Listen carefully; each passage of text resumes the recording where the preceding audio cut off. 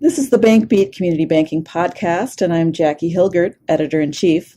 Today I'm with Matt Middendorp, nationally acclaimed speaker and banking sales coach. Matt has 20 years of experience converting connections into customers.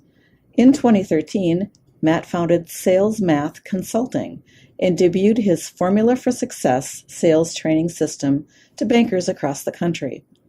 Matt's core philosophies of learn together, grow together are taught through one-on-one in-person coaching and online as part of the Cool Bankers Academy and through the Cool Bankers Club on LinkedIn. It's a LinkedIn group. Yeah. Matt's clients are achieving their goals through these programs by learning how to be more than just another banker throughout the communities they serve.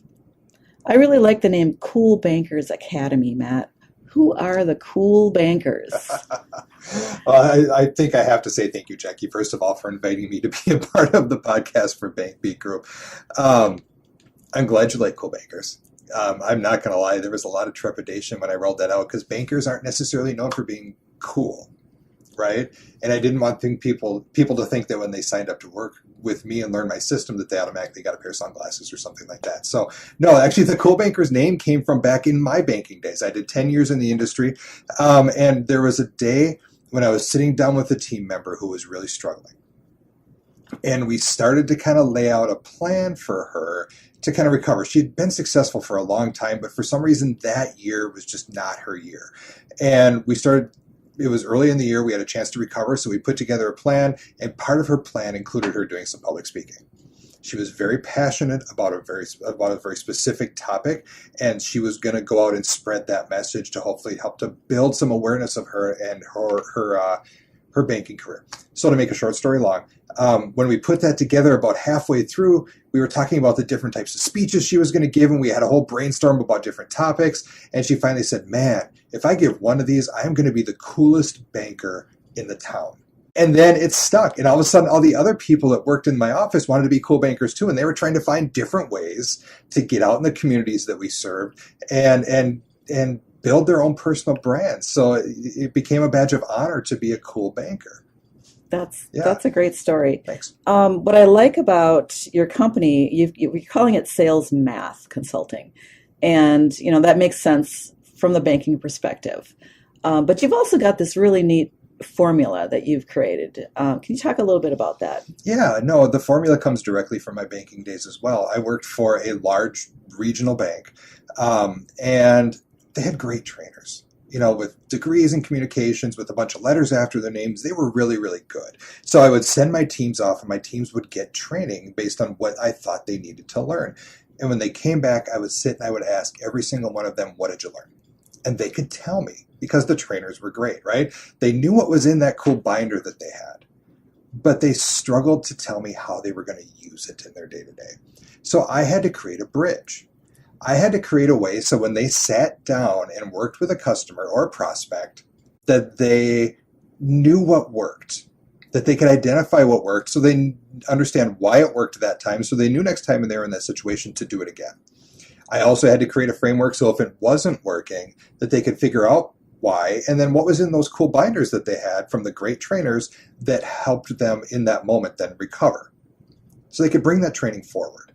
And I created the formula then. I called it the Formula for Success. I was trying to capture what I thought were the essential elements of sales. And it basically, do you mind if I run through it real quick? Go ahead. Okay. It's sales equals, it's a formula, expertise. Now, expertise not just in what your products are, but how they change the lives of the people you serve. I feel like that was incredibly important to know not just what they are, but what they do for your customers.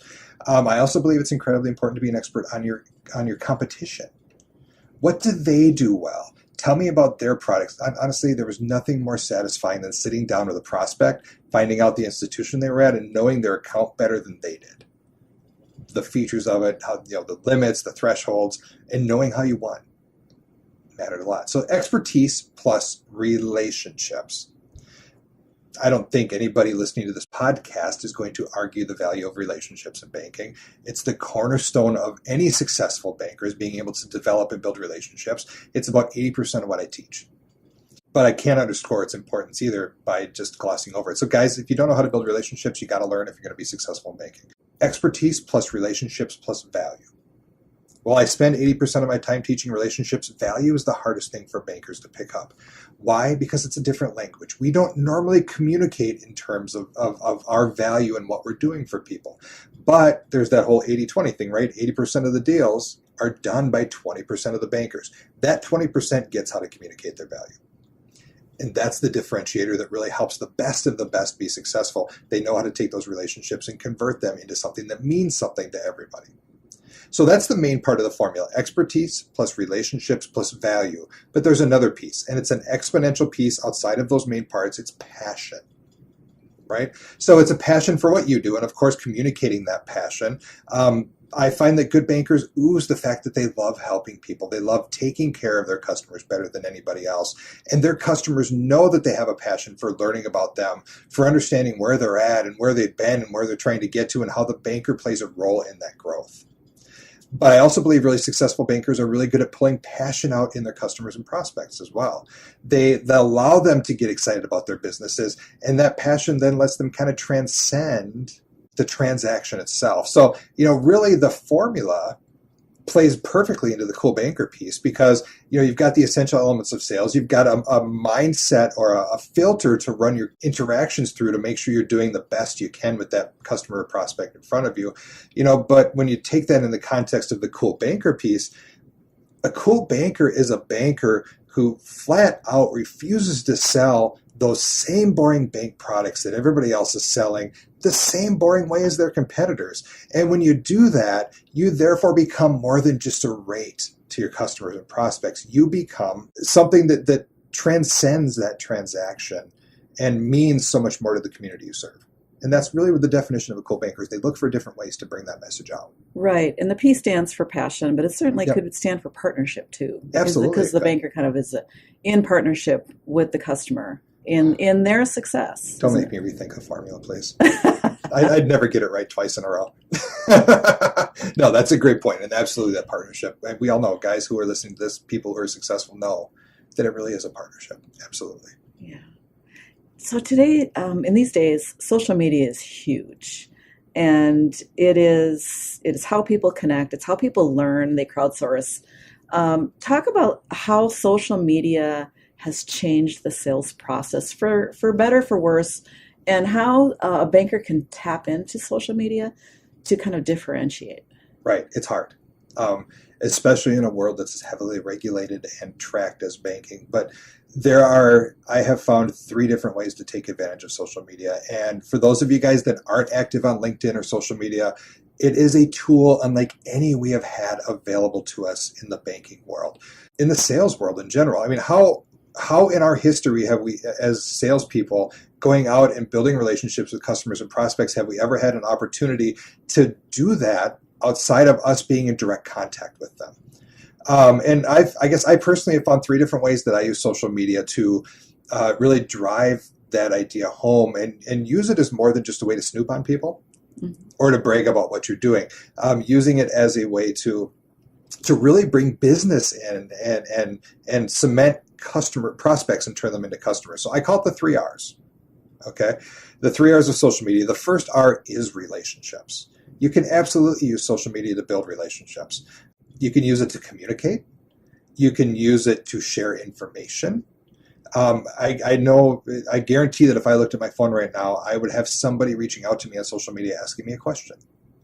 Whether it's on LinkedIn, through one of my groups, or even on Facebook to a certain extent. But obviously in banking, it's a lot more on LinkedIn. But guys, I also find information all the time too. When I have a conversation with a banker who's struggling with a certain topic, I find information and I send it to them. That's the relationship piece of this, right? The second R is research.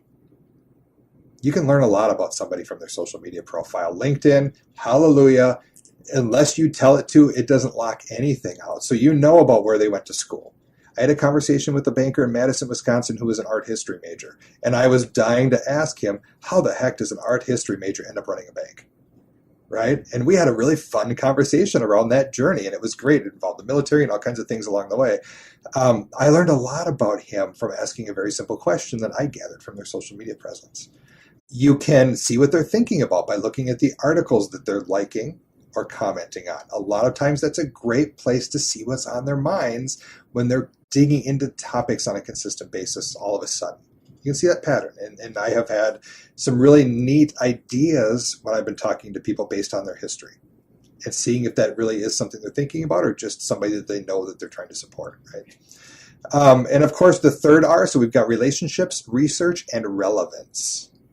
Nothing speaks to a prospect or a customer about your significance in their lives, about the role, the quality of the role you can play by showing your expertise. And a great way to do that, and I advise bankers, please, when I talk about relevance, it's about you can go out and write articles or shoot videos and share them on social media. Again, talk to compliance, but you can absolutely do it. It's not hard. You don't have to worry about it too much. You can speak. And you can share those experiences on social media for other people to see that you're doing these things. So you can share information, but it doesn't just have to be your information. You can source it from other people too. We all see it. We see people sharing articles on Forbes and Entrepreneur Magazine and all these other places on social media all the time. You too can be that source of relevance for people, showing that you're an expert and you want them to tap into your expertise too. Matt just did a webinar for us on BankB Groups. And ton of fun. It was very interesting. And you can find the link to that webinar on this podcast's description page. But during that webinar, you gave a list of maybe 12 to 15 follow-up techniques. The obvious ones, the phone calls, the emails. Less obvious, the facts. I think remember all of them. That's not understated, by the way. It was like 22 or 23. 22. Come on. I stand corrected. But you mentioned something called Mastermind, which it kind of blew my mind because I thought, wow, that's really cool. Something that I look for personally in my line of work. Could you just kind of unpack that concept a little bit for us? So I personally have been a part of a mastermind for 5 years now with the same 3 people. Me, another consultant, and basically 2 other professional business owners. We all bring something different to the table, a different area of expertise. And what we do is we get together every Friday morning. We meet in a coffee shop, so this costs me nothing more than a cup of coffee. And guys, there are masterminds that people pay tens of thousands of dollars a year for. Ours is free. We get together and we basically do 2 things. Number 1, we share a win. Each of us goes around and we share a win. Now, there's significance in that. Number 1 on that is if they're doing something that's working, I can probably learn from it and probably make it work for me too. I personally would rather learn from what's working for other people and going right than try and figure out what's wrong. The other part of it is I've lost track of how many times I've been in the car going to Mastermind going, what went right for me this week? What were my wins? And then I start thinking about it and there's always a list. So if I'm trying to keep my passion high, part of the equation, right? Then I need to take time to reflect on what has worked for me too. And getting a chance to stop and talk about those things has been, usually when I'm done with a mastermind every Friday morning, I am slingshotted into the weekend. Friday morning is a terrible time to do it because usually we're winding down. And for me, it gets me all excited. And I got things I want to go accomplish after that. So I learn from their success and I get a chance to reflect and appreciate mine.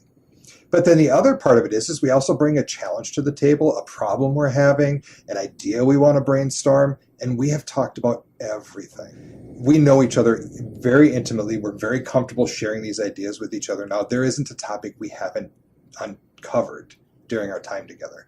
We help each other. So I'm not going to lie, when I was thinking about building the Cool Bankers Academy, I went to these guys and I said, Cool Bankers. It feels weird to me in the banking industry because bankers themselves aren't known for wanting to be cool, but gosh, it was very powerful when I was working with my teams. They loved that concept. Do you think I can get away with it? And we had deep conversations about the pros and cons of it, and they helped me brainstorm and problem solve how to bring that out effectively. That's the value of those groups. Now, so if you have an opportunity to get together with 2, maybe no more than 3 people that you trust on a weekly or biweekly basis, so a couple times a month, every week if you can, really does work very well. It's definitely not time wasted. I highly recommend doing it, especially if you're trying to develop centers of influence. So if you can get together with an accountant and a business attorney and a commercial real estate agent, are you kidding me? And you guys sit and talk about matters that matter to each of you guys every week, and you build that trust in that inner circle, sky's the limit on what you can accomplish together, which is really kind of a neat thought. Yeah, but then you also talked about creating like mini Sure. mini master groups and mini events Yeah. where you could pull 3 or 4 different prospects together Yep. for an hour or 2 hour coffee and help them, create this master group. Right. I've had some success. For example, I had a banking customer who was looking for a way to really work with a prospect of hers. And I had suggested, well, shoot, this tax law just got passed. You've mentioned in your notes from your conversation with that customer that they were asking you about it. What do you know about it? And I said, well, do this. Do you have any other customers that are talking about this? And she's like, oh, yeah, I've got a couple. I'm like, okay, call those 2. Call an accountant that you know, like, and trust. And the 4 of you sit down for a cup of coffee or lunch or an adult beverage at the end of the day, if that's their preference, and just have a nice open discussion about it. They get a chance to pick the tax expert's brain.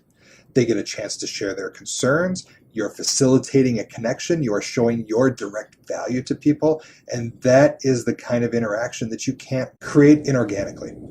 It's just destined to be a conversation. And I know as bankers, we tend to go towards, well, I'm going to have a seminar and I'm going to bring 20 to 25 people into a room and we're going to present and everybody's going to learn. Try those micro conversations with 3 to 4 people, and I think you'll find that you get a lot more traction out of them from an authority perspective, from a reciprocity perspective. They feel like they owe you something after that, which is kind of a neat idea from a mental trigger standpoint.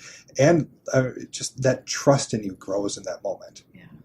That's really good creative stuff. Creative It's fun. thinking. Yeah, Thank absolutely. you. Well, it's banking. It's a competitive industry with competitors in every direction. And if you're not being creative and finding original ways to present yourself and be valuable to the people you serve, you're going to get left behind. So it's Matt's company is Sales Math Consulting. If you want to know more, certainly feel free to check out the webinar. The link is on the podcast page. You can visit Matt's website, salesmath.com. There is also a link to his website on the webinar title page. Sure. Actually, if you don't mind me interjecting there, Good. there's a hyphen in there. I'm sorry. It's sales-math.com. Yeah. So sales-math.com. I didn't want people to lose me there. So I'm glad you pointed that Thank you. out. Thanks. You can call him also, 715-897-0879. You can email Matt at sales-math.com. that's my personal number. So, and that is also my direct email that I usually only give to customers. So if you guys have questions, please don't hesitate to reach out. You have that information available for a reason. I wanted to support the people that support Bank Beats. And if you have something you want to talk about, I'm available. Great. Thanks so much. Oh, thank you, Jackie. So this has been the Community Banking Podcast, sponsored by BankBeat. BankBeat is the premier source for news and features on community banking. We feature outstanding thought leadership as well, such as Matt Mittendorp. All delivered fresh at bankbeat.biz. Browse deeply. I'm Jackie Hilgert, Editor-in-Chief. Thanks for listening.